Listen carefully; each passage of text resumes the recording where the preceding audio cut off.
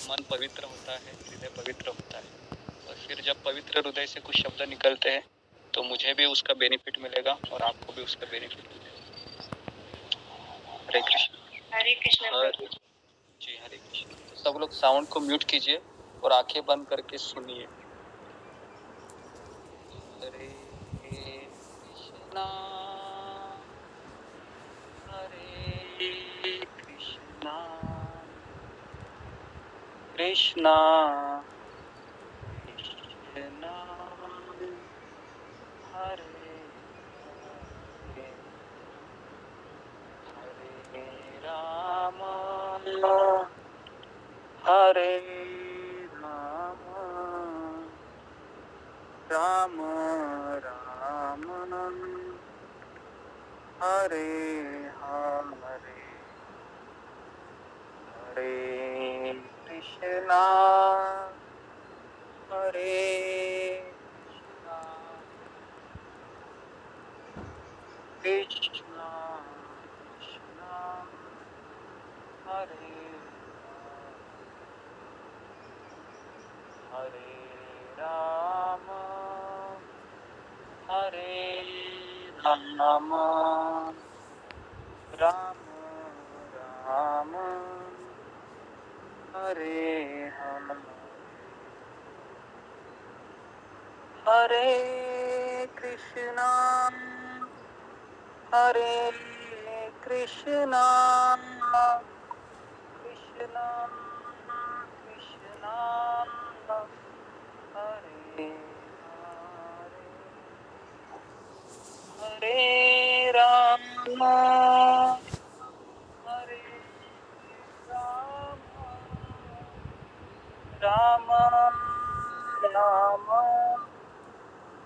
हरे हरे हरे कृष्णा हरे कृष्णा कृष्णा कृष्णा हरे हरे हरे राम हरे राम राम राम हरे हरे हरे कृष्णा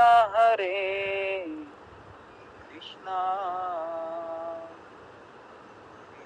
कृष्णा हरे हरे हरे राम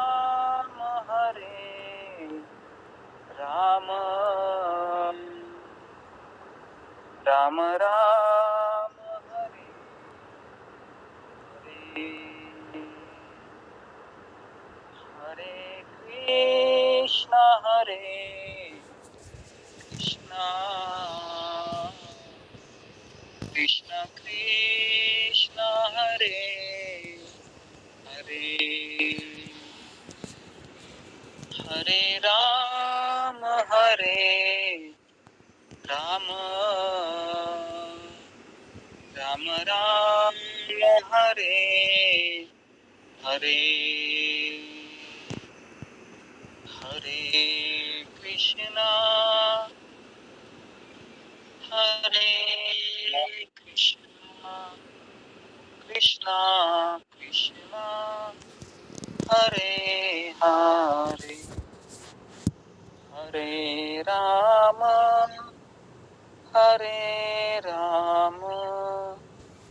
राम राम हरे हरे हरे कृष्णा। कैसा लगा आपको टूर? अच्छा लगा? बहुत बहुत सुंदर गुरुजी। बहुत अच्छा बहुत अच्छा गुरुजी। बहुत अच्छा अच्छा लगा।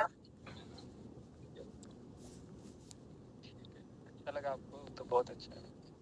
तो ये जो ट्यून है ये हम भगवान को जब हम सुलाते हैं, रात को जब यशोदा मैया भगवान को सुलाती है तो हमको बहुत प्रेम से इस ट्यून को हम गाते हैं मंदिरों में। तो मैंने जब पहली बार मैं मंदिर में ट्यून सुनी थी तो मुझे बहुत अच्छी लगी। तब से मैं कभी भी अकेला रहता हूँ जब मैं, तब आंखें बंद करके मैं बोलता रहता हूँ। काफी मुझे इसको भगवान का अनुभूति होती है। तो आज इतवार है, तो अभी हम अ, आज हम गीता महात्म्य से शुरू करेंगे। तो हमने 4 दिन का सेशन किया। कैसा लगा आपको ये इन्फॉर्मेशन? 4 दिन अटेंड किए आपने, जो किस तरह से ये सुख की खोज, भगवान कौन है, मैं कौन हूँ, बहुत इन्फॉर्मेशन आपको मिली होगी ना। मतलब जिन्होंने पहली बार अटेंड किया होगा कि मैं कौन हूँ, ये किसी को पता नहीं होता भी, तो भी इतना डिटेल में पता नहीं होता है कि मैं कौन हूँ करके। तो जब भी आप दुखी हो ना, तो अपने आप को केवल एक ही प्रश्न पूछिए, मैं कौन हूँ। समझ में आ रहा है? आपका सारा दुख चला जाएगा। जब हम ये भूल जाते हैं ना मैं कौन हूँ, तभी सारे दुख अंदर प्रवेश करते हैं। बराबर है? क्या लगता है आपको? ये ऐसा ही है ना? अगर हम जब भूल जाते हैं कि मैं कौन हूँ, ये भूल जाते हैं, और हम क्या समझते हैं, मैं किसी की पत्नी हूँ, बराबर है, मैं किसी का पति हूँ, मैं किसी की माँ हूँ, मैं किसी की बहन हूँ, मैं किसी का पिताजी हूँ, और तभी सारे दुख अंदर प्रवेश करते हैं। बराबर है? ऐसा ही होता है ना? एकदम सिंपल सॉल्यूशन है। अगर कोई दुखी है, एंजाइटी है, निराश है, उसको केवल एक ही प्रश्न पूछना है अपने आप को या किसी दूसरे को कि तुम कौन हो, या मैं कौन हूँ। अरे मैं तो आत्मा हूँ, भगवान का सेवक हूँ, है ना। और ये पत्नी है, पति है, ये तो जब तक शरीर रहेगा तब तक ये सुख दुख रहेंगे, लेकिन मेरा अस्तित्व तो आत्मा का है। क्यों ना मैं परमात्मा से जुड़ूं अपने आप को, ताकि मेरा सारा दुख चला जाए। कई बार ऐसे होता है कि गीता के प्रवचन सुनने के बाद भी हम अपने आप को दुखों से निकाल नहीं पाते हैं। इसका सबसे बड़ा कारण ये है कि हम अपने आप को पहचान ही नहीं पा रहे हैं। हम क्या करते हैं, एक कान से सुनते हैं और दूसरे कान से निकाल देते हैं। बराबर है? दूसरे कान से सब चला जाता है। इसके लिए फिर ये एक्चुअली अंदर घुसना चाहिए। एक कान से सुनने के बाद अंदर घुसना चाहिए क्या, लेकिन यहाँ से बाहर चला जाता है और फिर पता नहीं चलता है कि ये क्या हो रहा है मेरे साथ। तो उसके लिए अपने आप को एक आदत डालनी है। जब भी दुखी है, हमें अपने आप को प्रश्न करना है कि मैं कौन हूँ, मैं कहाँ पर हूँ, है ना। मैं कौन हूँ? मैं आत्मा हूँ। मैं कहाँ पर हूँ? भौतिक जगत में हूँ। भौतिक जगत क्या है? कारागृह है, जेल में हूँ मैं। किससे बंधा हुआ हूँ? 3 गुणों से बंधा हुआ हूँ मैं। तो मुझे क्या करना चाहिए? कृष्ण के पास जाना चाहिए, कृष्ण का नाम लेना चाहिए। यही एक सॉल्यूशन है। कितना राहत मिलता है अगर हम अपने आप को ये तैयार करते हैं। क्या हमको किसी किसी साइकेट्रिस्ट के पास जाने की आवश्यकता है? गोली खाने की आवश्यकता है? नींद की गोलियां, है ना। हम खाली फुकट नींद की गोलियां खाते हैं, डिप्रेशन में जाके, एंजाइटी में जाके। अपने आप को केवल एक ही सवाल पूछना है कि मैं कौन हूँ, है ना। सारे आपका एंजाइटी चला जाएगा। ठीक है, तो आगे बढ़ते हैं अभी। तो आगे बढ़ने के पहले एक स्टोरी सुनाता हूँ मैं आपको।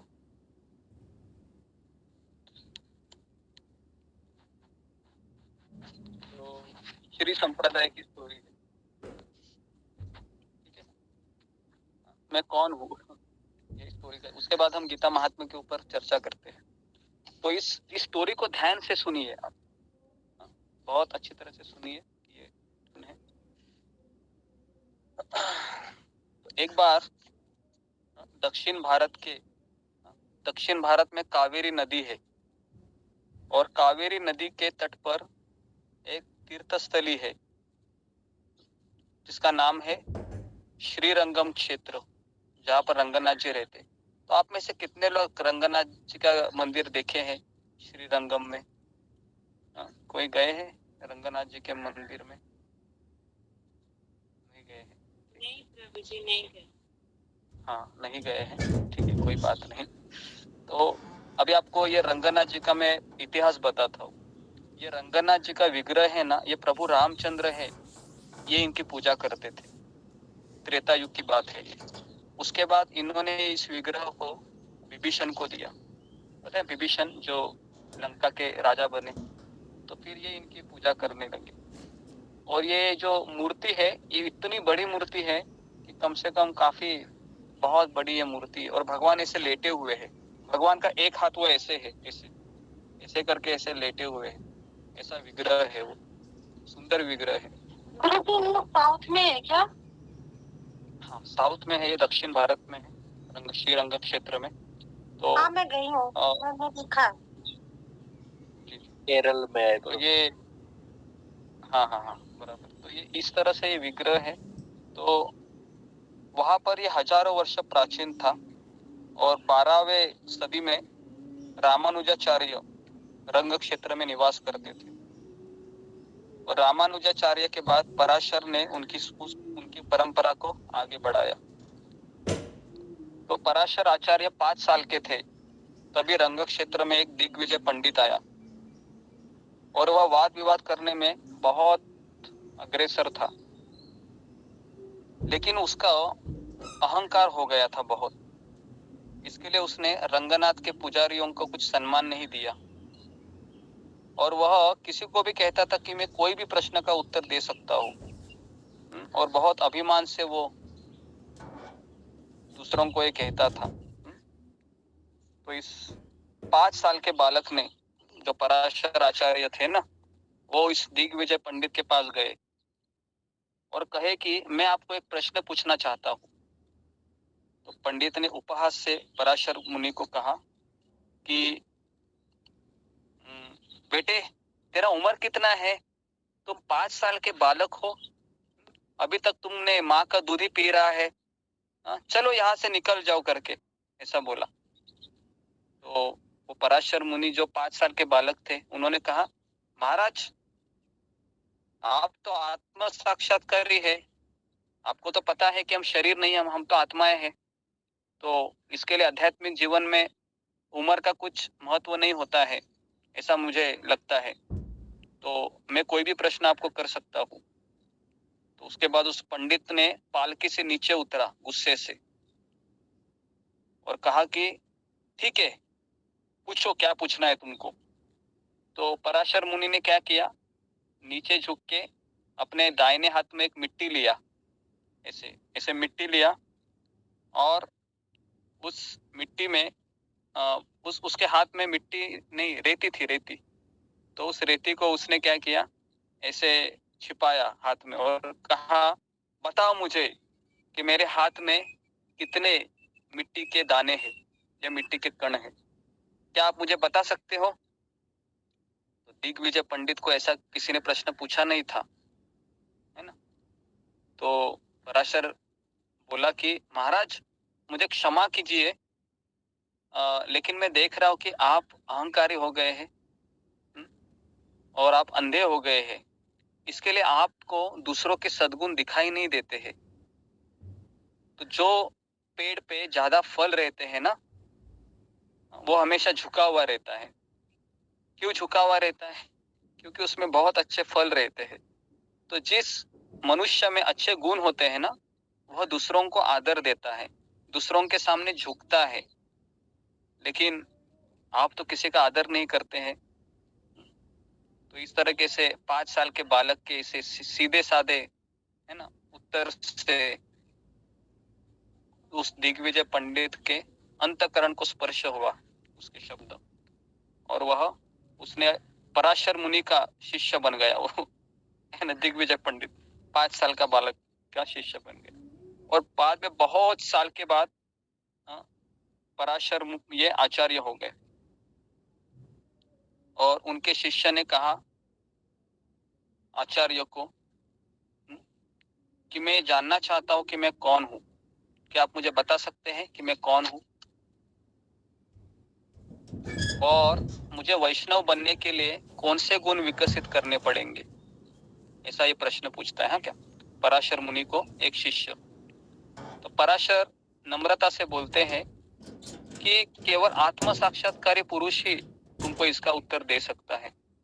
इसलिए तुम अनंत तीर्थराज तिरुपति, जहां पर निवास कर रहे हैं, तिरुपति में, वहां पर जाओ।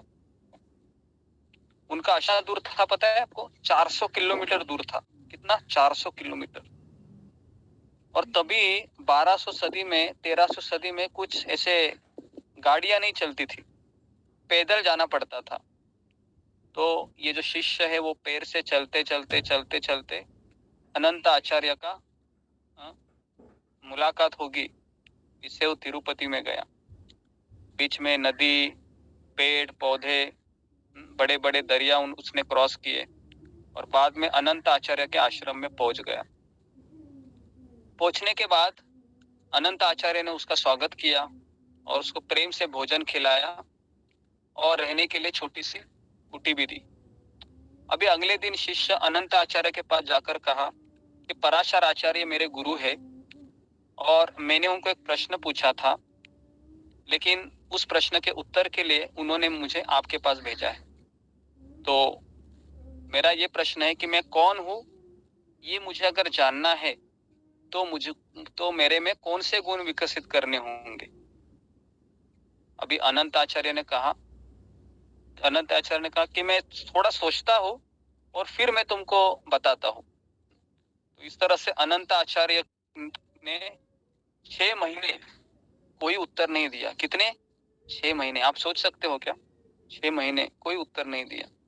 और ये शिष्य भी शांति से राह देखते हुए धैर्य से अलग अलग प्रकार में आश्रम की सेवाएं करने लगा 6 महीने, और बाकी के समय में वो अपने अध्यात्म की साधना में व्यस्त करता था। एक बार अनंत आचार्य के आश्रम में बड़ा उत्सव का आयोजन हुआ था और बहुत मात्रा में यात्रिकरू वहां पर आकर प्रसाद ले रहे थे, और ये शिष्य उनको हमेशा भोजन परोसता था। और जब भी ये यात्रिकरू चले जाते थे तो खुद वह भोजन करने बैठता था, लेकिन अनंत आचार्य उसके पास आकर कहते थे अभी नहीं, तुमको खाने का है, और भी पीछे देखो कितनी बड़ी लाइन है, पहले उनको तुम खाना दे दो, उसके बाद फिर तुम ये करो, खाने के लिए बैठो। इस तरीके से तो बाद में क्या हो गया, वापस यात्रिकर को खाना खिलाता था, और जब वापस बैठता था खाना खाने के लिए, वापस अनंत आचार्य आते थे और कहते थे अभी नहीं बैठना है, अभी तुम्हारा समय नहीं हुआ, रुको, अभी भी देखो इतनी लाइन खड़ी है। ऐसे करते करते रात हो गई, और अभी आखिरी यात्रिकरू जब चला गया, ये जब देखा है ना, वो शिष्य वो खाने के लिए बैठा, और अनंत आचार्य उसके पास आकर कहता है कि बताओ तुम्हारा कौन सा प्रश्न था। समझ में आता है? वो जो जिसके लिए वो आया था ना, 6 महीने के बाद वो जब रात को जब वो खाना खा रहा था ना, दिन भर उसने सेवाएं की थी, रात को खाना खा रहा था, तभी प्रश्न पूछा कि बताओ क्या तुम्हारा प्रश्न है करके। तो आचार्य का ऐसा बोलते हुए देखकर वो जो शिष्य बहुत उत्साह से उसने खाना थोड़ा बहुत खाया और कहा कि मुझे बताइए कि अगर मैं कौन हूँ, अगर ये मुझे जानना है तो मेरे अंदर कौन से गुण विकसित करना चाहिए। तो अनंत आचार्य ने कहा कि मनुष्य ने मीट के जैसा होना चाहिए, मनुष्य ने मुर्गी की तरह होना चाहिए, मनुष्य ने बगुला की तरह होना चाहिए, और मनुष्य ने तुम्हारे जैसे शिष्य की तरह होना चाहिए। इतना ही कहा और चले गए। कोड लैंग्वेज में उत्तर दिया कि क्या बोले वो कि एक कैसे गुण विकसित करने चाहिए। तो उसने कहा कि नमक के जैसा होना चाहिए, नमक। उसके बाद मुर्गी की तरह होना चाहिए, तीसरा है बगुआ की तरह होना चाहिए, और चौथा है तुम्हारी तरह होना चाहिए। तो शिष्य है वो पूरा कंफ्यूज हो गया, उसको तो समझ में नहीं आया। तो अभी इतना उत्तर के लिए मुझे 6 महीना रुकना पड़ा, है ना। और फिर वह कंफ्यूज स्टेट में अनंत आचार्य का परमिशन लिया और अपने गुरु के पास चला गया, है ना। रास्ते में फिर 400 मील अंतर क्रॉस किया उसने, और पराशर आचार्य ने पूछा कि तुम्हारे प्रश्न का उत्तर मिला क्या। शिष्य ने कहा हाँ मिला, लेकिन मुझे कुछ समझ में नहीं आया गुरुजी, क्या करूं मैं। तो शिष्य ने फिर अनंत आचार्य को दिया हुआ उत्तर बताया, और जैसे ही बताया पराशर मुनि वो जोर से हंसने लगे और कहने लगे साधु साधु, कितना सुंदर उत्तर दिया है। तो शिष्य ने कहा कि ये नमक का, मुर्गी का, बगुआ का इन सबसे सबसे क्या संबंध है, मुझे बताइए गुरुजी प्लीज। तो पराशर मुनि फिर कहते हैं, अभी देखिए आका, ये जो पोर्शन है बहुत इंपॉर्टेंट है हमारे लिए, क्योंकि हम सभी भक्ति मार्ग में आगे बढ़ना चाहते हैं, तो हमें क्या गुण होने चाहिए ये बहुत जरूरी है। तो जिस पराशर मुनि ने, जो शिष्य थे, उसने 6 महीना राह देखा है ना, आज हमें वो तुरंत मिल रहा है ना। तो देखिए अभी क्या बोलते हैं, देखो पराशर मुनि, उनके गुरु महाराज उत्तर दे रहे हैं। उनके गुरुदेव उत्तर दे रहे हैं, अनंत आचार्यों ने तुमको जो कहा है ना, उसमें एक गूढ़ अर्थ है, सुनो अच्छे से। तो भोजन जो होता है ना, भोजन में नमक का प्रमाण है ना, ज्यादा भी नहीं होना चाहिए और कम भी नहीं होना चाहिए। अगर नमक का प्रमाण अगर सही से है, तभी वह भोजन की रुचि बढ़ाता है। तो उसी प्रकार नमक के जैसे ही आध्यात्मिक मार्ग पर साधक ने संतुलित जीवन जीना सीखना चाहिए, और यही गीता का उपदेश है। इसके लिए जिस व्यक्ति को अध्यात्म में आगे बढ़ना है, उसने ज्यादा खाना नहीं चाहिए, कम भी नहीं खाना चाहिए, ज्यादा सोना नहीं चाहिए, कम भी सोना नहीं चाहिए, और अपने आप को आध्यात्मिक साधना में उसने संतुलन और संयम बनाए रखना चाहिए। तो जिस तरह से भोजन को टेस्टी बनाने के लिए जो नमक होता है ना, उसका प्रमाण बहुत जरूरी होता है, उसी प्रकार से साधक ने भक्ति मार्ग में आने वाले आह्वानात्मक जो स्थितियां होती है, उनको मुंह देते हुए अपने ऊपर संयम रखना चाहिए। तो ये हो गया नमक का ऊपर, ठीक है। तो इसको याद रखिए अच्छे से, क्योंकि यही प्रश्न आज भेजने वाला हूँ मैं। तो नमक से क्या सीख मिलती है, तो ये बहुत इंपॉर्टेंट चीज है, संतुलन बनाना, ये नमक से सीख मिलती है। अभी दूसरा है, उन्होंने कहा कि नमक का और एक उदाहरण है। नमक क्या करता है, नमक अपने आप को क्या करता है, अस्तित्व को ही मिटाता है। कभी आपने सुना है कि भोजन अगर बनता है तो सारा श्रेय किसको जाता है, जो उसके अंदर मसाले होते हैं ना, उसको जाता है, बराबर ना। मसाले को ही जाता है ना, कि उसमें कड़ी पत्ता अच्छे से डाला है या मिर्च डाला है, या जो मार्केट से मसाला आया था वही मैंने डाला है। कोई ये बोलता है कि नमक के कारण भोजन अच्छा बना है, ऐसा कोई बोलता है? कोई नहीं बोलता है ना। तो नमक क्या करता है, अपने आप को ही उसमें घुला देता है और भोजन का स्वाद बनाता है। वैसे ही जो उन्होंने कहा कि तुमने क्या किया, एक मिनट, तुमने मीट के जैसा किसी भी प्रतिष्ठा की अपेक्षा नहीं की, और तुमने मेरे आज्ञा का पालन किया। तो इसके लिए तुम्हें भी मीट के जैसे अपने आप को श्रेय न लेते हुए भगवान की सेवा करनी चाहिए, तभी तुम अपने आप को जान सकोगे। तो ये दूसरा सीख है नमक से, ठीक है। नमक कभी अपना श्रेय नहीं लेता है। तो ये हमेशा आप नमक को अभी देखोगे ना, खास करके लेडीज हमेशा नमक को हाथ में लेती है कि नहीं, रोज 3 टाइम तो लेती ही है ऐसे नमक को, ऐसे कोई चम्मच से डालता है तो कोई ऐसे। नमक को देखने से 2 चीजें याद आनी चाहिए। पहला है, मुझे मेरे आध्यात्मिक जीवन में संतुलन बनाए रखना है, और दूसरा है कि नमक है वो कभी अपने को श्रेय नहीं लेता है, हालांकि वो भोजन की रुचि बनाता है। उसी तरह से हमें आध्यात्मिक जीवन में कभी श्रेय नहीं लेना है कि मेरे कारण ये हुआ, मैं सेवाएं कर रही हूँ उसके लिए हुआ, एटसेट्रा एटसेट्रा।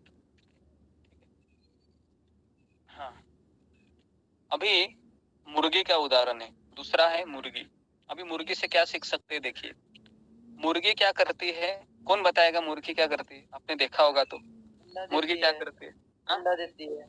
नहीं, अंडा नहीं देती है, अंडा देती है वो नहीं बोल रहा हूँ मैं। आपने मुर्गी को देखा है? 4 बजे आवाज देती है। हाँ, 4 बजे आवाज देती है। और रास्ते पर चलते हुए देखा है आपने मुर्गी को, क्या करती है वो? कीड़े खाती है, चलती है, हाँ, गंदगी को खाती है। हाँ, लेकिन वो किससे करती है पता है ना? हाँ, मलमूत्र खाती है, लेकिन आपने उसको देखा है वो कचरे में से ना अपनी चोंच से ऐसे ये क्या करती है, जो रिजेक्टेड है उसको अलग कर देती है, बराबर है, और जो खाने वाला है उसको वो साइड में करती है। तो ये मुर्गी का गुण रहता है। तो उन्होंने कहा कि जो सच्चा भक्त होता है वह दूसरों के दोष नहीं देखता है और उनमें से गुणों को वो ग्रहण करता है। ये हमने मुर्गी से सीखना चाहिए। तो उसके लिए हमें कई लोग हमको मिलेंगे, लेकिन हमें गुणों को महत्व देना है और दोषों को दूर रखना है। तो ये हम किससे देख सकते हैं? मुर्गी से सीख सकते हैं। और तीसरा उन्होंने कहा, कौन सा कहा? तीसरा है बगुआ। बगुआ है ना। अभी बगुआ होता है ना, पानी में देखो एक पैर से शांति से खड़ा रहता है, बराबर है, पानी में। और वह हमेशा देखो वो बड़ा मछली की खोज में रहता है, छोटे मछली को जाने देता है वो, बराबर है, बड़ा मछली को पकड़ने में देखता है। तो उसी तरह से यहाँ पर बताया है कि जैसे उसको बड़ा मछली दिखता है ना, उसको वो खा डालता है पकड़ के। तो जो आध्यात्मिक जीवन में कृष्ण को प्राप्त करना चाहता है, तो उसको जो छोटी छोटी समस्याएं आती है ना घर में, उसकी तरफ ज्यादा ध्यान नहीं देना चाहिए। उसको पता है कि बड़ा जो मेरा कृष्ण है, ये मेरा बड़ा ध्येय है ना? तो उसके ऊपर उसने फोकस करना चाहिए। हालांकि छोटे छोटे मछली आएगी चली जाएगी, तो इसके लिए छोटे छोटे चीज के लिए वो दुर्लक्ष्य करता है। और बगले के बगुआ के उदाहरण से ये पता चलता है कि हमें अपने ध्येय के ऊपर स्थिर रहना चाहिए और इस संसार के जो चमकीली चीजें हैं उसके ऊपर हमें ध्यान नहीं देना चाहिए। तो ये हुआ बगुआ के ऊपर। अभी चौथा है, अनंत आचार्य ने कहा, तुम्हारा उदाहरण देके कहा कि एक शिष्य है तुम्हारे जैसा होना चाहिए। तो अभी गुरु जानता है कि शिष्य कैसा है। शिष्य कभी भी खुद को पहचान नहीं सकता अपना पूरा जीवन में, क्योंकि उसको हमेशा लगता है कि मैं अधूरा हूँ, मैं अधूरी हूँ, इस तरीके से, हालांकि वो सब कुछ कर रहा हूँ। लेकिन एक जो शिष्य गुरु होता है ना, वो शिष्य को परखता है, परखता रहता है। तो उसके लिए ये जो पराशर आचार्य है, वो कहते हैं कि एक वैष्णव है वो तुम्हारे जैसा होना चाहिए, या तुम्हारे जैसा गुण उसमें होने चाहिए। मैंने जो तुमको कहा कि तुम अनंत आचार्य के पास जाओ 6 महीने, तो एक प्रश्न का उत्तर ढूंढने के लिए तुम 6 महीना अनंत आचार्य के पास गए, वहां पर काफी सेवाएं की, एक तुच्छ सेवक की भांति, और प्रतीक्षा की, है ना? ये नहीं कहा कि मुझे उत्तर दो, मुझे उत्तर दो, मुझे उत्तर दो। 1 महीना हो गया, 2 महीना हो गया, मेरे गुरुजी मेरी राह देख रहे होंगे, आप उत्तर क्यों नहीं दे रहे? कुछ नहीं कहा। तो उन्होंने कहा कि एक वैष्णव बनने के लिए तुम्हारे जैसे गुण भी होने जरूरी है, कि तुमने सबसे पहले आज्ञा का पालन किया, मेरे गुरु की आज्ञा का पालन किया, और दूसरा है आज्ञा का पालन करने के बाद तुमने वहां पर धैर्य रखा। तो इसके लिए वैष्णव बनने के लिए तुम्हारे जैसा गुणों का भी बहुत आवश्यकता है। तो इस तरीके से ये 4 चीजें हैं, ये अनंत आचार्य ने बताई और पराशर मुनि ने एक्सप्लेन किया, है ना। तो ये 4 चीजें हैं, ये समझ में आता है कि किस तरह से एक वैष्णव होना चाहिए, या किस तरह से भक्ति में आगे बढ़ने के लिए ये 4 चीजें होनी चाहिए।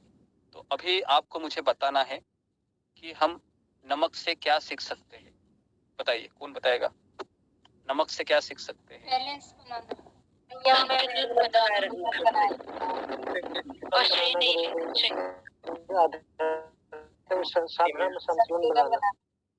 संतुलन बनाए रखना, लेकिन हम कैसे? सीख सकते हैं अपने भक्तिमय जीवन और मतलब अपने जीवन को संतुलन बनाए रखना, भक्तिमय जीवन और भौतिक जीवन में। हाँ, भक्ति में संतुलन बनाए रखना कैसे बनाए रखेंगे? कैसे बनाए रखेंगे हम संतुलन भक्ति में? कि जिस तरह से नमक होता है हमको ज़्यादा खाना नहीं चाहिए, ज़्यादा सोना नहीं चाहिए, कम भी सोना नहीं चाहिए। जो लोग कम सोते हैं वो भी भक्ति नहीं कर सकते, जो ज़्यादा सोते हैं वो भी भक्ति नहीं कर सकते, जो ज़्यादा खाते हैं वो भी भक्ति नहीं कर सकते, कम खाते हैं वो भी नहीं कर सकते। तो संतुलन बनाना ये नमक सिखाता है। दूसरा, नमक से हमने क्या सीखा बताइए?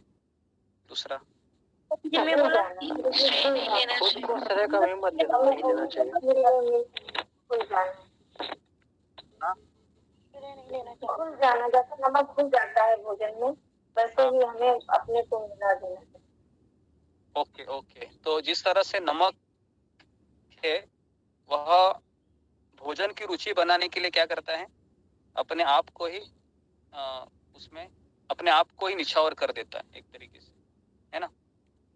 तो उसी तरह से हमें दूसरों के लिए जीना चाहिए। ये नमक से हम और एक चीज सीख सकते। और तीसरा क्या है नमक से सीखने जैसा, बताइए? यदि हरे कृष्ण गुरु जी, यदि हम सफलता प्राप्त कर रहे हैं तो इसका श्रेय हमें खुद को कभी नहीं देना चाहिए। हाँ, तो नमक रहता है, कभी उसको श्रेय नहीं जाता है अगर भोजन अच्छा बनता है। तो ये भी हमने देखा। और अभी मुर्गी से क्या सीख मिलता है? मुर्गी से यही सीख मिलता है कि एक वैष्णव दूसरों में अच्छे गुण को चुन लेता है, बुरे गुण को छोड़ता है। मुर्गी से हमें ये सीख मिलती है। आप कैमरा ऑन करके बोलिए पूजा माता जी, सभी लोग कैमरा ऑन कीजिए जरा, कैमरा ऑन कीजिए और बोलिए। तीसरा है बगुआ। बगुआ से हम क्या सीख सकते हैं, बोलिए? बगुआ से क्या सीख सकते हैं? छोटी बातों को छोड़ दीजिए, बड़ों पर ध्यान दीजिए। हाँ, अपने लक्ष्य की तरफ ध्यान देना, छोटी समस्याओं को इतना वो ना करना। छोटी समस्याओं को ज्यादा हमको ध्यान नहीं देना है, घर में वो आती रहेगी। जैसे लाइट का बिल भरा नहीं है, या पानी नहीं आ रहा है घर में, है ना, या बच्चा रो रहा है, बहुत ज्यादा ही रो रहा है ना। उसके बाद कभी कभी बच्चा ज्यादा रोता है तो माँ इतनी परेशान हो जाती है कि माला ही नहीं करती है। तेरे बाप रे, बच्चा रो रहा है, क्या करे। तो उसको मनाना भी चाहिए और एक हाथ में माला भी करनी चाहिए, क्योंकि माला करना बहुत जरूरी है। और उसके बाद हमको बगुआ से हम क्या सीख सकते हैं, अपने ध्येय में फोकस होना चाहिए, फोकस, लक्ष्य। और शिष्य से क्या सीख सकते हैं, बताइए? धैर्य सीख सकते हैं कि हमें धैर्य रखना है। धैर्य और क्या है? गुरु की आज्ञा, दो चीजें। डिटर्मिनेशन भी,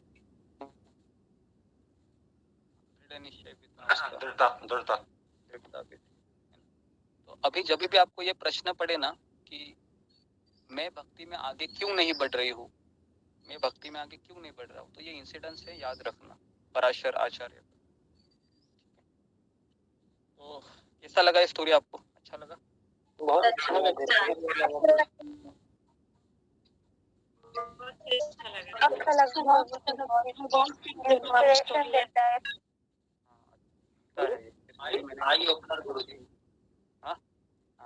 गुरु जी, मतलब हमें चाहे भक्त हो या अभक्त हो, सब में गुणों को देखना चाहिए। हाँ, हमें भक्त हो या अभक्त हो, दोनों में गुण देखने चाहिए। लेकिन अगर अभक्त है, हमसे उसका नकारात्मक भावना है हमारे प्रति, तो हम उसके अंदर अच्छे गुण देखेंगे, लेकिन साथ साथ उससे दूर भी रहेंगे, क्योंकि उसका मनोभावना अनुकूल नहीं है। इसके लिए जीसस क्राइस्ट क्या कहते हैं कि दोषों का तिरस्कार करो, उस व्यक्ति का तिरस्कार मत करो। बराबर है? यही यीशु क्रिस्त कहते हैं ना कि hate the sin not a sinner, है ना। सिन मतलब पाप को आप तिरस्कार करो, उस व्यक्ति का तिरस्कार मत करो। हम क्या करते हैं, उस व्यक्ति का ही तिरस्कार करते हैं। बराबर है? उसके लिए सब गड़बड़ हो जाता है। ठीक है, तो अभी हम गीता महात्मा आज कवर करते हैं 7 श्लोक। थोड़ा सा समय ज्यादा हो गया, ठीक है, 4:15 तक करते हैं। और उसके बाद कल हम महाभारत का बैकग्राउंड बताते हैं और फिर हम अध्याय शुरू करेंगे।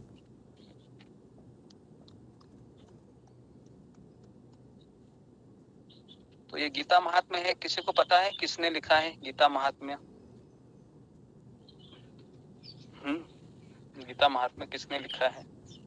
शंकराचार्य जी ने। हाँ, आदि शंकराचार्य। आदि शंकराचार्य।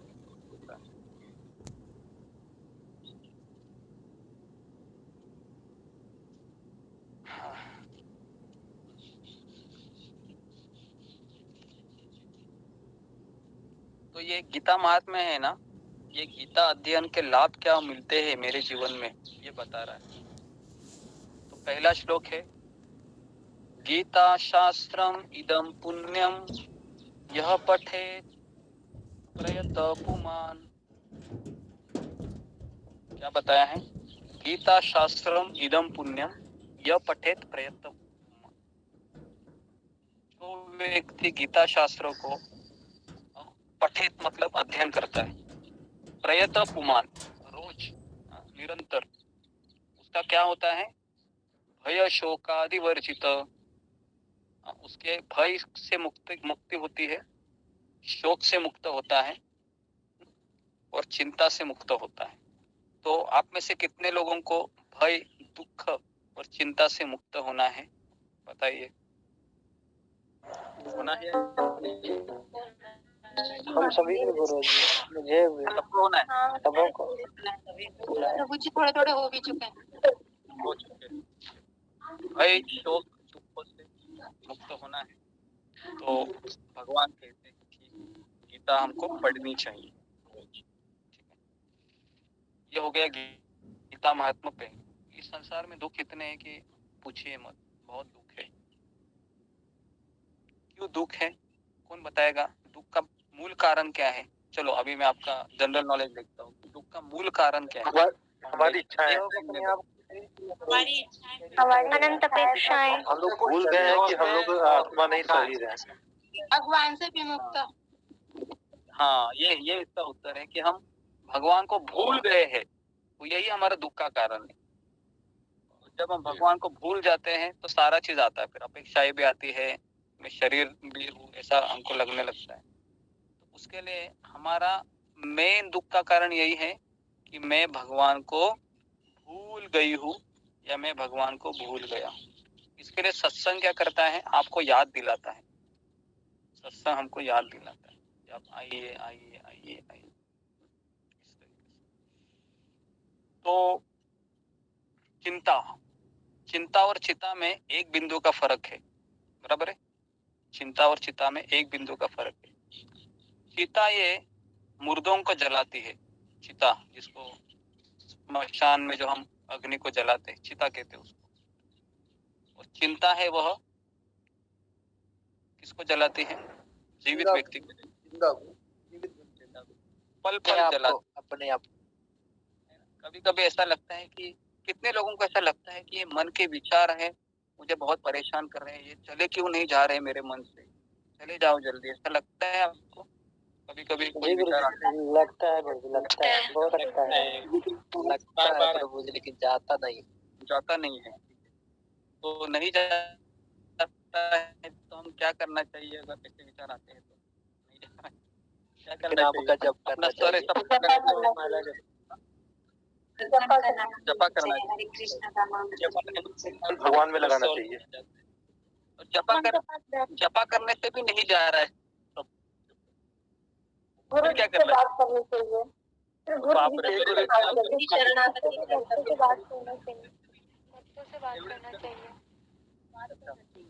बात करना चाहिए। अच्छा फॉर्मूला है, बात करना चाहिए। गुरु की संगति होना चाहिए। गुरु जी की जी शरण जी, में। हमें एक्चुअली ना बात करना चाहिए और बात करने के बाद जो सॉल्यूशन मिलता है ना उसको भी अपनाना चाहिए। ऐसा नहीं कि बात ही करते रहना चाहिए, बराबर है? तो ये हो गया हमारा। अभी दूसरा दूसरा श्लोक हम जा रहे हैं। किसी का माइक चालू है? सुमित्रा जी माइक को बंद कीजिए। तो दूसरा श्लोक कौन पढ़ेगा? किसी के पास है दूसरा गीता महात्मा का दूसरा श्लोक पढ़ना चाहेगा कोई? आप में से गीता महात्मा दूसरा बुक है क्या? गीता महात्मा ये भगवत गीता में ही है, पहला अध्याय शुरू होने के पहले 2-3 पन्ने।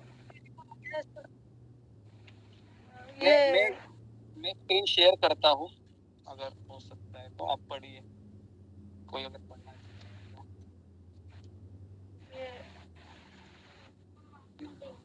स्क्रीन नहीं शेयर करनी चाहिए। पहला अध्याय। सर्वप्रथम मैंने भगवत गीता, ये है गुरुजी? ये नहीं, मैं देखिए स्क्रीन में देखिए, मैं इसको जूम दिख रहा है आपको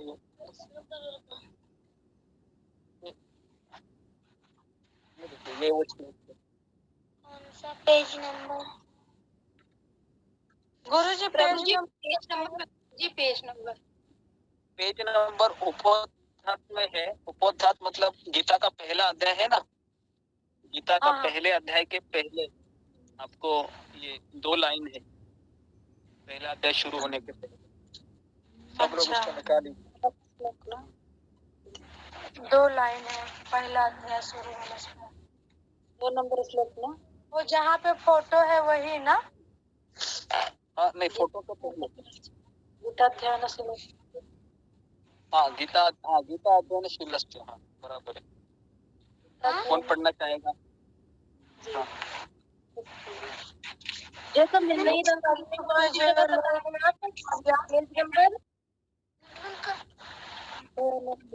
शीलस्य प्राणायाम नैव सन्ति पापानि पुनर्जन्म कृतानि च। हाँ मिला सबको ये श्लोक? गीता अध्ययन मिल गया गीता मिल गया। और किसी को पढ़ना है ये श्लोक? किसी को वापस एक बार पढ़िए। जी गुरुजी, पढ़ना है गुरुजी। हाँ पढ़िए।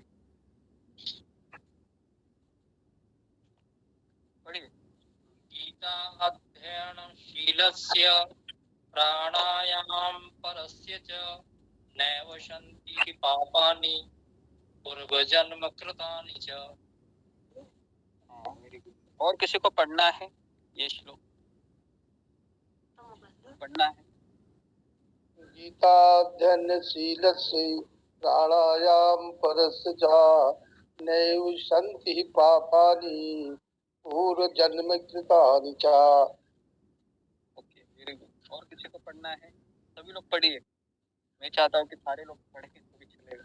आप पढ़िए। गीताध्ययनशीलस्य नहीं, आपका हो गया। प्राणायाम परस्य च नैव सन्ति पापानि पूर्वजन्म कृतानि च। युवराज जी, आप साउंड को जरा म्यूट कीजिए। मैं पढ़ूं गुरुजी? हाँ पढ़ो सीता माता जी। गीताध्ययनशीलस्य प्राणायामपरस्य च नैव सन्निधि पापानि पूर्वजन्म कृतानि च। और कौन पढ़ना चाहेगा? हाँ पढ़ो। मैं पढ़ लेता हूँ प्रभु जी। हाँ, पहले निर्मला माता जी को पढ़ने दो, बाद में राहुल प्रभु आपको। हाँ पढ़िए। गीताध्ययनशीलस्य प्राणायामपरस्य च नैव शान्तिः पापानि पूर्वजन्म कृतानि च। और हाँ पढ़िए राहुल प्रभु। गीताध्ययनशीलस्य प्राणायाम परस्य च नैव सन्ति पापानि पूर्वजन्म कृतानि च। और कौन पढ़ना चाहेंगे? गीताध्ययनशीलस्य प्राणायामपरस्य च नैव सन्ति पापानि पूर्वजन्म कृतानि च। हरे कृष्ण।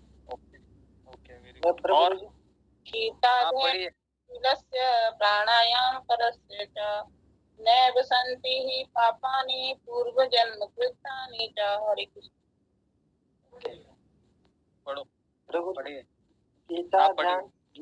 गीताध्यानशीलस्य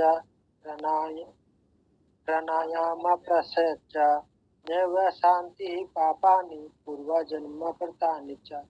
हे कृष्ण। Okay very good. और कौन पढ़ना चाहेंगे? मैं हाँ पढ़िए, कौन है? हाँ पढ़ो। पूजा माता जी, हाँ, पहले पूजा पढ़ने दो, फिर शिवानी ले दो। गीता अध्ययनशीलस्य प्राणायाम परस्य च नैव सन्ति पापानि पूर्वजन्म कृतानि च। हरे कृष्ण प्रभु जी। जी जी, वेरी गुड। और पढ़िए, हाँ पढ़ो शिवानी। गीताध्ययनशीलस्य प्राणायाम परस्य च नैव सन्ति पापानि पूर्वजन्म कृतानि च। हरे कृष्ण। और ठीक है, अभी हम नेक्स्ट टाइम दूसरे श्लोक में। प्रभु जी मैं पढ़ूं? हाँ पढ़ो। प्रभु जी मैं पढ़ूं? हाँ पढ़ो सुनीता।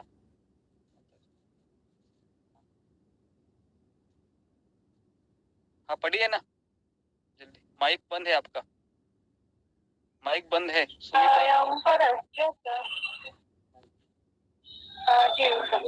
गीता अध्ययनशीलस्य प्राणायाम परस्य च नैव सन्ति पापानि पूर्वजन्म कृतानि च। माइक बंद है। अच्छा अभी अभी हो गया हो गया हो गया। हाँ, पढ़ो। अभी आ रही है आवाज प्रभु जी? हाँ आ गई प्रभु जी आवाज आ रही है? आ रही आवाज आ रही है प्रभु जी? जी जी जी माता जी आ रही है। हाँ ठीक है। ओके, और कोई पढ़ना चाहेगा जिसकी पढ़ने की इच्छा है? संस्कृत श्लोक कभी पढ़ा नहीं है जीवन में, पढ़ना चाहेंगे? जी प्रभु जी मैं पढ़ती हूँ। हाँ पढ़ो। गीताध्ययनशीलस्य प्राणायाम परस्य च नैव सन्ति पापानि पूर्वजन्म कृतानि च। प्रभु जी मैं रोज ये पढ़ती हूँ, मेरे मुंह में सब श्लोक है। वेरी गुड वेरी गुड, चलो अच्छा है। और मैं चाहता हूँ कि 70 के 70 लोग पढ़ेंगे तो भी चलेगा, क्योंकि आप लोगों के मुंह खोलने चाहिए। कोई मुंह खोलते नहीं है, आते चले जाते हैं। हाँ बोलो हिमांशु। हाँ पढ़ो। कोई और पढ़ना चाहेगा जिसने अभी तक मुंह खोला नहीं है? जी पढ़ूं मैं? हाँ पढ़ो। गीताध्ययनशीलस्य प्राणायाम परस्य च नैव सन्ति पापानि पूर्वजन्म कृतानि च। हरे कृष्णा प्रभु। ओके ठीक है, तो अभी हम क्या करेंगे, जिन लोगों ने पढ़ा है वह अभी पढ़ेंगे नहीं, अगला श्लोक हम लेंगे ना, मैं पहले उसको पढ़ता हूँ, फिर आप जितने सबका नाम, जो लोग नहीं बोलेंगे उनका नाम लेके मैं उनको बोलूंगा आप पढ़िए करके, भले ही आपकी इच्छा है नहीं है। भगवान कृष्ण अगर आप देखेंगे कि आप उनकी गीता की स्तुति कर रहे हैं अपने मुख से, तो कृष्ण आपको कृपा देंगे। तो इसके लिए हमको ये श्लोकों को जीवन में हमको प्रयास करना चाहिए, क्योंकि ये शब्द है ना, ये साधारण शब्द नहीं है। तो अभी देखिए गीता महात्म्य में ये बताया है, गीता अध्ययन शीलस्य। शीलस्य मतलब क्या? गंभीरता से। अगर कोई गीता का अध्ययन करता है गंभीरता से, प्राणायाम परस्य च, प्रामाणिकता से, प्राणायाम नहीं भी संते ही पापानी, क्या होता है उसके साथ?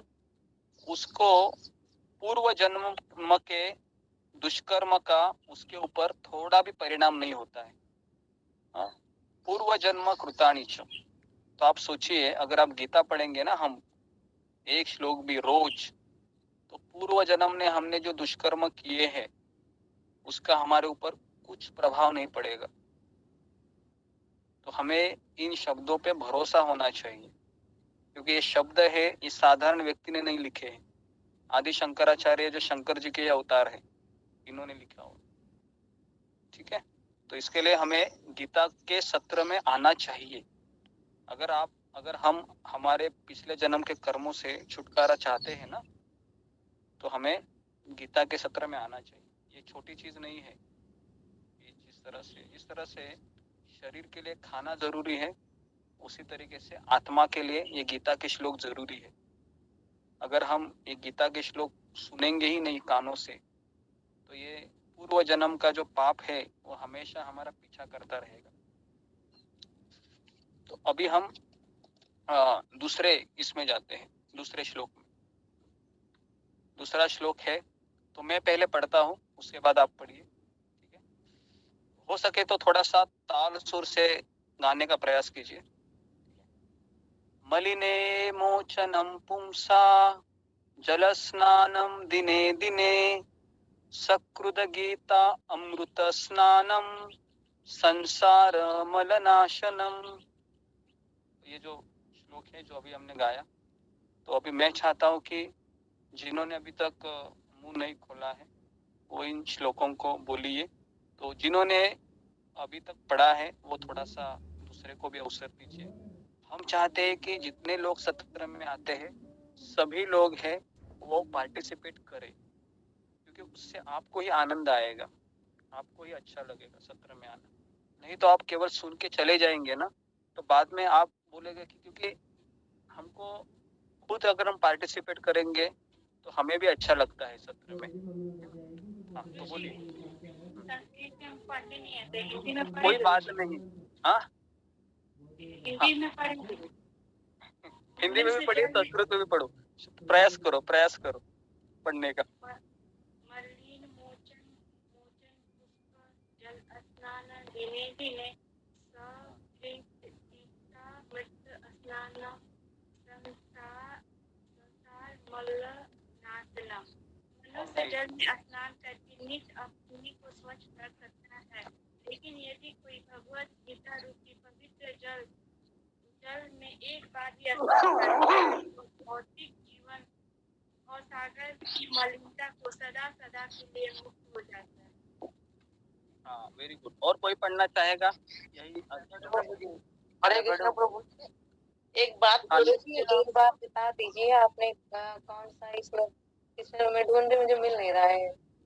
ये गीता महात्मा का दूसरा श्लोक है। पेज नंबर 28 पढ़ाई नहीं है आपने, तीसरा पढ़ दिया है। दूसरा वो गीता का श्लोक। ये मिल रहा है। दूसरा नहीं पढ़ा, तीसरा पढ़ दिया है प्रभु जी। ये दूसरा श्लोक है, वो गीता महात्मा का नहीं है, गीता का है वो। इसके लिए मैंने दूसरा नहीं पढ़ा। तीसरा पढ़िए, मैं जो पढ़ा है अभी वही पढ़िए।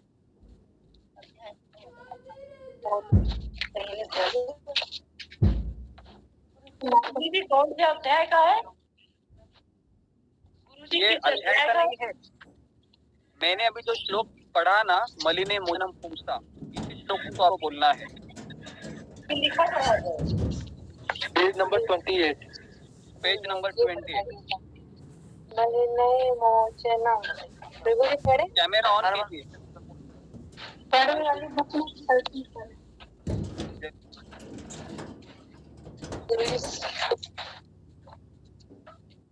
जी, तब तक ममता जी आप पढ़िए।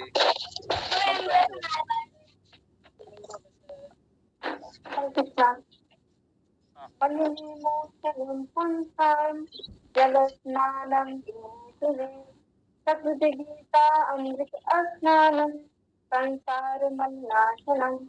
हरे कृष्ण। ओके ओके, अभी और कौन पढ़ना चाहेंगे? मैं पढ़ूं? हाँ, पढ़िए। प्रभु जी आपका गीता मेरा गीता नहीं मिल रही है। चले स्नानम दिने दिने गीतामृत स्नानम संसार मलिनाशनम। ओ वेरी वेरी गुड, अच्छा है। और कौन पढ़ना चाहेंगे? हरे कृष्ण प्रभु जी। गुरु जी मैं पढ़ना आप- चाह रही, लेकिन मुझे संस्कृत पढ़नी नहीं आती, ज्यादा अच्छा मैं पढ़ नहीं पाऊंगी, प्रयास कर रहे पढ़ने का। कोई बात नहीं, पढ़ी है, आती है नहीं आती है, कृष्ण है, वो हमारे पिता है, वो बच्चे की तोतली आवाज भी सुन के प्रसन्न होंगे। ठीक है, हाँ पढ़िए। हरे कृष्णा गुरु जी। मलिन मोचना पुष्या जलन स्नानम दिने दिने संकृति वस्त्र स्नानम संसार मलन नाशनम। हरे कृष्णा प्रभु जी। ओके, हाँ, पढ़ो अभी सात्विक प्रभु। कैमरा ऑन करके पढ़ो। मलिने मोचनम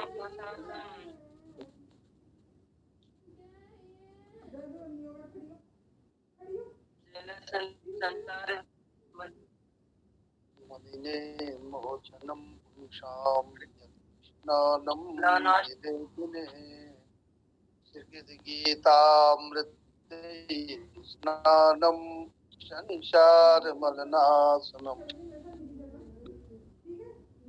देवराज प्रभु, हरे कृष्ण। देवराज प्रभु, आप थोड़ा रुक जाइए, आप थोड़ा सा रुक जाइए। क्या मैं वीडियो को आप म्यूट कीजिए, आप साउंड को, और दूसरों को पढ़ने का अवसर दीजिए। हाँ, और कौन पढ़ना चाहेगा जिन्होंने? मैं पढ़ूँ? हाँ पढ़ो। मैं पढ़ूँ? संगीता।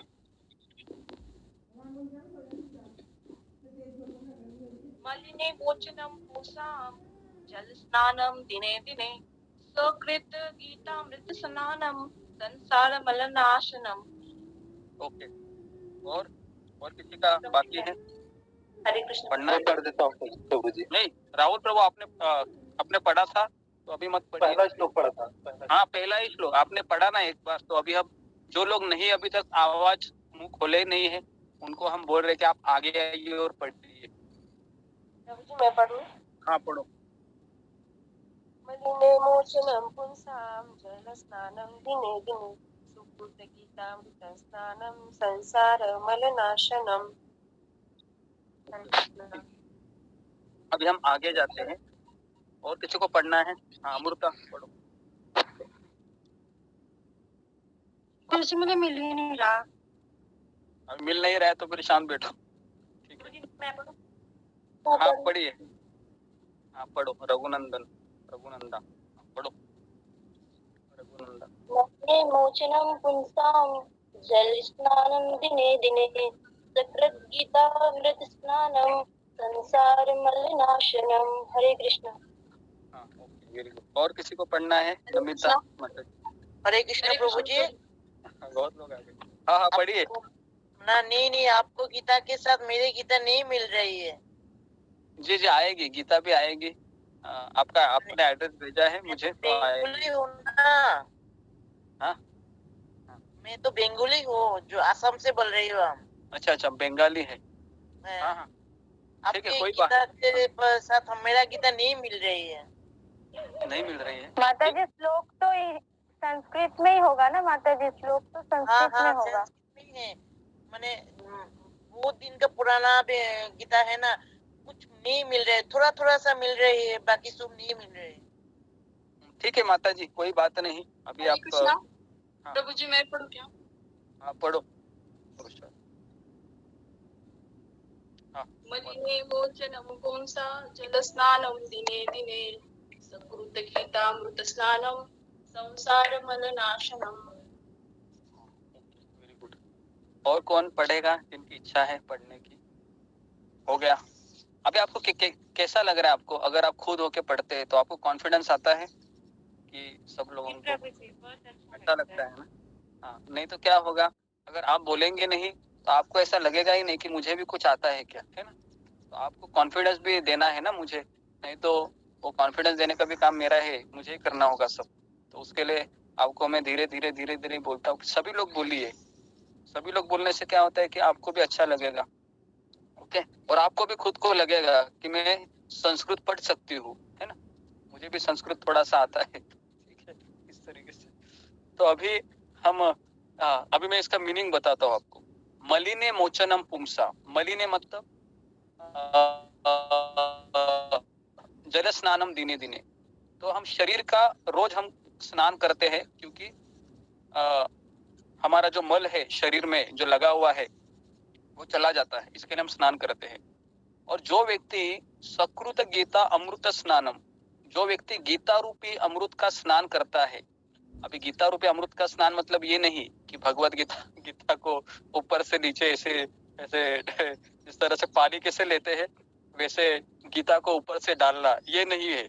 इसका मतलब क्या है कि हमको अगर रोज हम पढ़ते हैं इसको तो क्या होता है? संसार मल नाशनम। अभी संसार का मल क्या है? कौन बताएगा मुझे? संसार का मल क्या है बताइए। संसार का मल क्या है? तो हम लोग हाँ,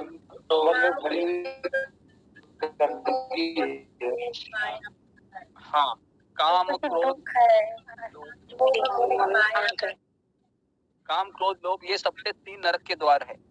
हमारे जीवन में जितना भी दुख है ना, ये काम क्रोध और लोभ के कारण है, बराबर है? तो काम कैसे हम भक्ति में लाए? काम को कौन बताएगा? काम को भक्ति में कैसे लाए? क्रोध को भक्ति में कैसे लाए और लोभ को भक्ति में कैसे लाए, बताइए। क्रोध तो प्रभु जी जो भगवान के भक्तों की निंदा करते हो उन पे क्रोध करना, जो उनका अपमान करते हो क्रोध किस पे कर सकते हो।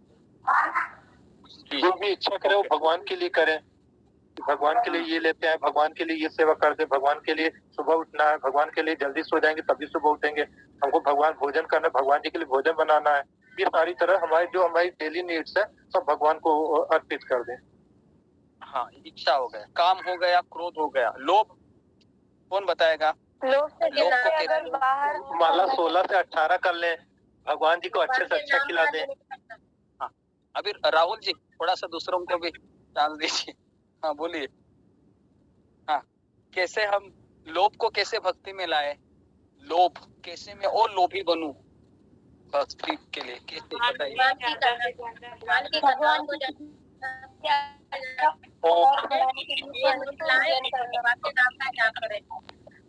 हाँ, भगवान का नाम का जप। प्रेरणा लेनी चाहिए। हाँ, हमको सत्संग का भी लोभ होना चाहिए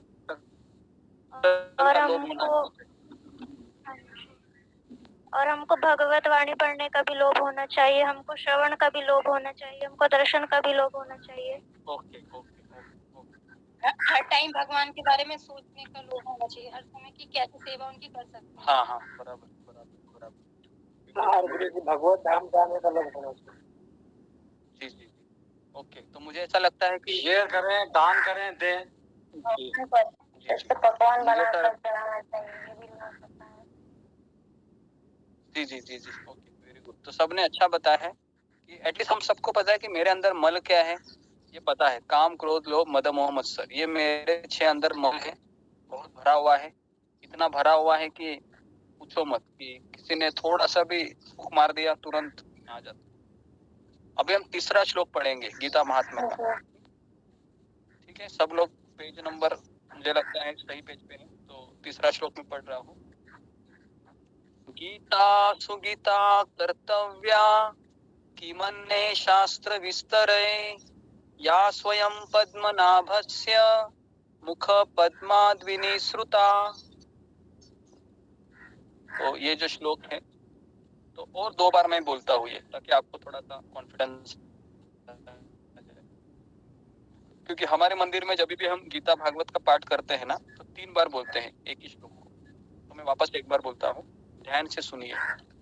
गीता सुगीता कर्तव्या किम अन्ये शास्त्र विस्तरे या स्वयं पद्मनाभस्य मुख पद्माद्विनिसृता। गीता सुगीता कर्तव्या किम अन्ये शास्त्र विस्तरे या स्वयं पद्मनाभस्य मुख पद्माद्विनिसृता।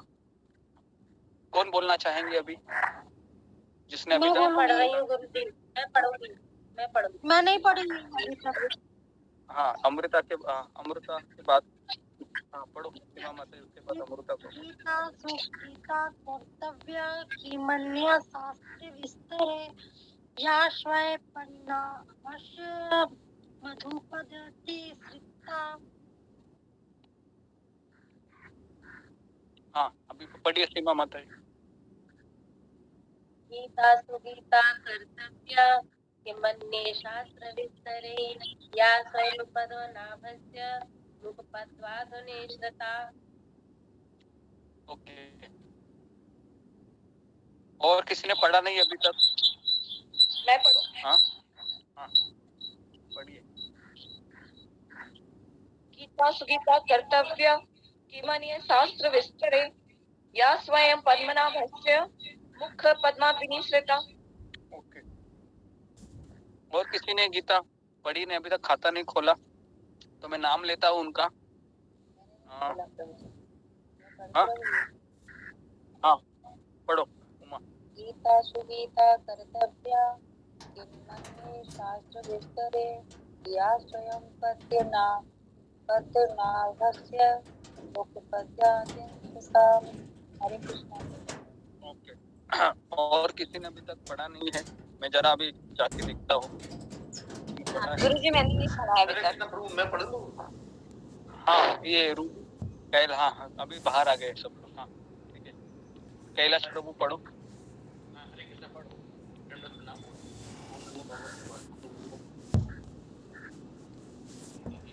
सुगीता कर्तव्य किम किम माने शास्त्रे विस्तारे या पदम पश्य मुख पद्मनि सुतः।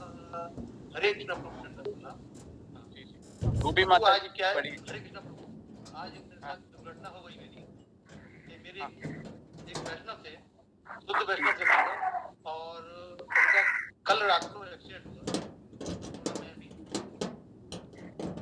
हाँ मेरे शिक्षा गुरु भी थे, मतलब आनंद जगन्नाथपुर, आपको बताया, आपको नाम बताया, आनंद जगन्नाथपुर बेंगलोर में थे। जी जी जी। सिस्टर हरे कृष्ण। यस प्रभु जी, यस। हरे कृष्ण प्रभु, उनके लिए 3 बार चैंटिंग करें, बना करेंगे बाद में। हाँ, बाद में हम करते हैं, मुझे याद दिलाओ जाते समय, ठीक है। रूबी माता जी पढ़िए जल्दी। रूबी। प्रभु जी, मेरे पास अभी गीता है नहीं। गीता है ही नहीं, ठीक है। तो और कौन पढ़ना चाहेगा? हाँ पढ़ो शालिनी।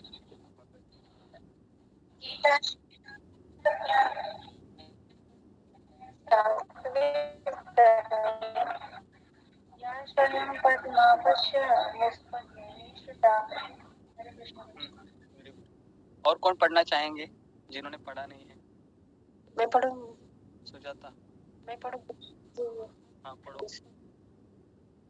गीता सुगीता कर्तव्या किमन्यैः शस्त्र विस्तरैः या स्वयं पद्मनाभस्य मुख पद्मात् विनिसृता। ओके, तो अभी मैं इस श्लोक को दोहराता हूँ, बाद में हम और 3 श्लोक है, तो उसके बाद हम और किसी को अवसर देंगे जिन्होंने अभी तक नहीं पढ़ा है। तो भगवत गीता ये भगवान ने कहा है, गीता सुगीता मतलब भगवान के मुख से निकला है, तो इसलिए किम अन्य शास्त्र विस्तरे, और कोई शास्त्र पढ़ने की क्या आवश्यकता है? या स्वयं पद्मनाभस्य, पद्म मतलब जो भगवान के जो मुख है ना, उसको पद्म, कमल के पद्म, भगवान के मुख कमल से निकली है। इसके लिए जो व्यक्ति ध्यान पूर्वक नियमित रूप से गीता का श्रवण करता है, अध्ययन करता है, तो उसको और कोई ग्रंथ पढ़ने की आवश्यकता नहीं है। तो इसके लिए हम गीता पे फोकस करेंगे ना, तो भी हम भगवत धाम जा सकते हैं, ठीक है। तो अभी हम 5 नंबर पे आते हैं, तो मैं इसको दोहराता हूँ। भारत अमृत सर्वस्वम विष्णु वक्त्राद्विणी श्रुतम गीता गंगोदकं पीत्वा पुनर्जन्म न विद्यते। भारत अमृत सर्वस्वम विष्णु वक्त्राद्विणी श्रुतम गीता गंगोदकं पीत्वा पुनर्जन्म न विद्यते। भारत अमृत सर्वस्वम विष्णु वक्त्राद्विणी श्रुतम गीता गंगोदकं पीत्वा पुनर्जन्म न विद्यते। हाँ, कौन पढ़ना चाहेगा अभी तक जिसने पढ़ा ही नहीं है? सुमित्रा माता जी आप पढ़िए। सुमित्रा माता जी, अगर आपके पास गीता है। गुरु जी, मेरे पास गीता है लेकिन सामने लेके नहीं बैठी हूँ। सामने लेके नहीं बैठे, तो आप जल्दी से जल्दी सामने से बैठ के लेके आइए कहीं से, और फिर मैं आपको अगर मिलता है। और किसने अभी तक पढ़ा नहीं है? मैं पढ़ूं गुरु जी? हाँ कौन है? मैं पढ़ूं? नहीं प्रभु जी, आपने पढ़ा है, थोड़ा सा अच्छा। दूसरों को भी अवसर देंगे। प्रभु जी, हाँ प्रभु जी, हाँ हरे कृष्ण प्रभु जी, जैसे कि अभी गीता ना, हरे कृष्ण प्रभु जी, गीता ना अभी मंदिर पर है, पर हम मंदिर को अभी छू नहीं सकते। ठीक है चलेगा, कोई बात नहीं। तो अभी हम आगे ये धर्मराज घिमेरे, उसके बाद और कौन पढ़ना चाहेंगे? उसके बाद झुम्मा गोराई, इन्होंने पढ़ा है। हाँ धर्मराज घिमेरे, आप पढ़ना चाहोगे? धर्मराज घिमेरे। भारत मित्र सर्वस्व विष्णु भक्तानि सितम गीता गंगोत्र पितृ पुनर्जन्म न विद्यते। हाँ ओके, वेरी गुड। आप तो पहली बार आए हैं धर्म जी, या आते हैं ऐसे? नहीं, पहला से सुन रहा हूँ सर। पहली बार आए हैं गुरु? पहला सेशन हाँ जी, पहला सेशन है। पहला सेशन। कैसा लग रहा है आपको सेशन? अच्छा लग रहा है? अच्छा लग रहा है। सुबह शाम आते रहिए। जी। आते रहिए। हाँ, और कौन पढ़ना चाहेगा? हेमा रावत माता जी, आप पढ़ना चाहेंगे? आपने अभी तक पढ़ा नहीं। मैं पढ़ा। हाँ, और कौन पढ़ना चाहेगा? मैं प्रभु जी अभी मैं पढ़ नहीं सकती हूँ। हाँ, ठीक है, सुषमा भी पढ़िए। ভারতা নিত্য সর্বসং বিষ্ণু বক্তাত দিনী স্মৃতম গীতা গঙ্গে বকং পিতা পুনর্জন্ম ন বিদ্যতে। हाँ, जी जी, वेरी गुड। हाँ, मीनाक्षी रावत पढ़ो। हाँ, पढ़ो। भारतं विष्णु वक्त्रादिनिष्ठितं विद्वा पुनर्जन्म न विद्यते। ओके, तो अभी ये देखिए, ये जो श्लोक है, भारत अमृत सर्वस्व विष्णु वक्त्राद विनिश्रुतम, जो गंगा का पानी पीता है उसको मुक्ति मिलती है, लेकिन जो गीता का अमृत है, जो भगवत गीता का श्लोक है, उसका अगर श्रवण करता है, उसका प्राशन करता है, तो उसको भगवान के धाम में प्रवेश मिलता है। इसके लिए अगर आपको कोई पूछे कि भगवत गीता और गंगा जल दोनों में से क्या पवित्र है, तो आप क्या बोलोगे? बताइए। भगवत गीता भगवत गीता पवित्र जल है। भगवत गीता दोनों। भगवत गीता को मानेंगे क्योंकि हमारे स्नान करने से हमारे गंगा स्नान करने से हमारे हमारे पाप गंगा चले जाते स्नान करते हैं तो पाप चले जाते हैं, पर जो अंतरात्मा का जो अंधकार है, अज्ञानता है, उसको वो नहीं हट सकता है। पढ़ने से मन का मैल धुल जाता है। सुमित्रा जी, साउंड को म्यूट कीजिए। हाँ, देखिए, गंगा में जब हम स्नान करने जाते हैं ना, तो गंगा हमारे पापों को भस्म करती है, लेकिन पाप करने की प्रवृत्ति को भस्म करती है क्या? बताइए। नहीं करते।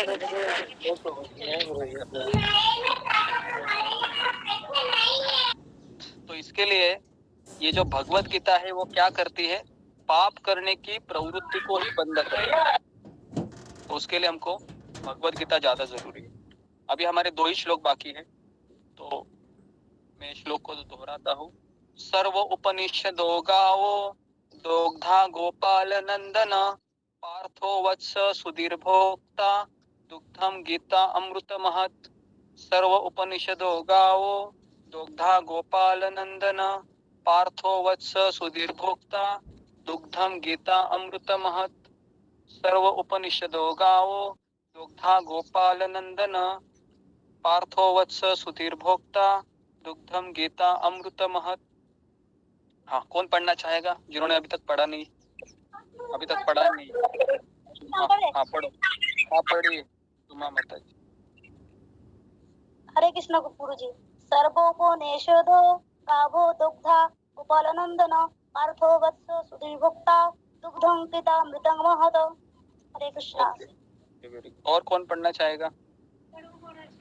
हाँ, पढ़ो सुलेखा। सर्वो उपनिषदो गवो दुग्धः गोपाल नंदन पार्थो वत्स सुधीर्भुक्ता दुग्धम गीतामृतम। और कौन पढ़ना चाहेंगे? ठीक है। सर्वोपनिषदो गावो दुग्धा गोपाल नंदन पार्थो वत्स सुधीर्भुक्ता दुग्धं गीता अमृतम महन। यह गीतोपनिषद भगवत गीता जो समस्त उपनिषदों का सार है, गाय के तुल्य है और ग्वाल बाल के रूप में विख्यात है। भगवान कृष्ण इस गाय को दूध रहे हैं, अर्जुन बछड़े के समान है और सारे विद्वान तथा शुद्ध भक्त भगवत गीता के अमृतमय दूध का पान करने वाले हैं। हरे कृष्ण। ओके, हरे कृष्ण। सारा आपने ठीक है। और कौन पढ़ना चाहेगा जिसने पढ़ा नहीं है? कांति कुमारी, कांति पढ़ोगी या माया दुबे? हरे कृष्ण। मैं ड्यूटी पे हूँ। हाँ, ठीक है। माया दुबे माता जी। आप पढ़ो। मेरे पास गीता नहीं है गुरुजी। गीता ही नहीं है, ठीक है। और कौन पढ़ना चाहेंगे जिन्होंने पढ़ा नहीं है? मंजू प्रसाद माता जी पढ़ना चाहोगी, या मनोज कुमार, या जी, या मुझे लगता है सबका हो गया है क्या? प्रियंका वाघमारे,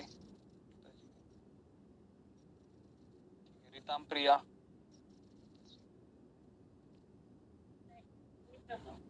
हाँ पढ़ो। नहीं, ठीक है। तो बहुत लोगों ने पढ़ लिया मैक्सिमम। उषा पढ़ना चाहोगी? उषा रावत, क्या नाम है? उषा ठाकुर। हाँ। तो मुझे मेरे पास अभी गीता नहीं है। गीता ही नहीं। तो यहाँ पर बताया है सर्व उपनिषदों गाओ, कि सर्व उपनिषदों के सार है। भगवत गीता एक गाय की तरह है, और गोपाल ये दूध निकाल रहे हैं, और अर्जुन ये बछड़े के समान है, और विद्वान जन शुद्ध भक्त ये गीता के अमृत को प्राशन कर रहे हैं। अभी आखिरी गीता महात्मा का श्लोक है। तो ये जो श्लोक है इसका गाने का तरीका अलग है, तो मैं देखो किस तरह से गा रहा हूँ।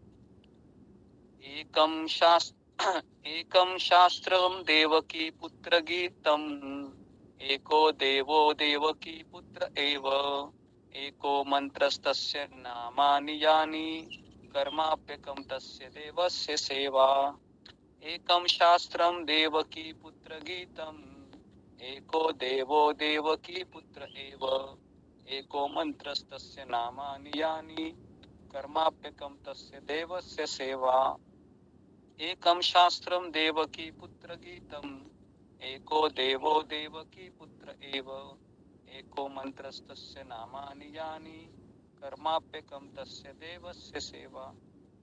कौन पढ़ना चाहेगा इसको? थोड़ा सा कठिन है लेकिन मैं पढ़ूंगी। आप पढ़ो। कितना प्रभु?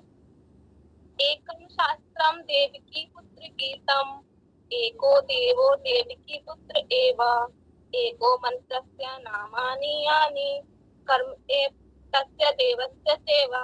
हरे कृष्ण। हरे कृष्ण हरे कृष्ण। ओके, और कौन पढ़ना चाहेंगे? जिसने भी बोल रहे हैं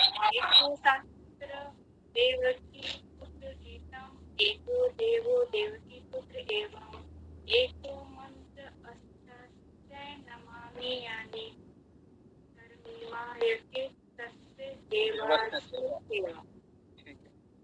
तो अभी देखिए इसमें बताया गया है कि एक शास्त्र देवकी पुत्र गीतम, क्योंकि कलयुग में क्या हो रहा है ना, लोगों के पास समय नहीं है, तो उसके लिए सब लोग चाहते हैं कि मेरा भगवान भी एक ही हो।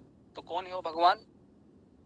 देवकी पुत्र, जो देवकी के पुत्र है, और शास्त्र भी एक ही होना चाहिए, जो देवकी पुत्र गीतम, जो देवकी के पुत्र कृष्ण ने गाया हुआ है गीता। और उसके बाद भगवान भी एक होना चाहिए, देव के पुत्र। उसके बाद एक ही मंत्र होना चाहिए। कौन सा मंत्र है वो जो हम जप करते हैं? हरे कृष्णा कृष्णा कृष्णा कृष्णा हरे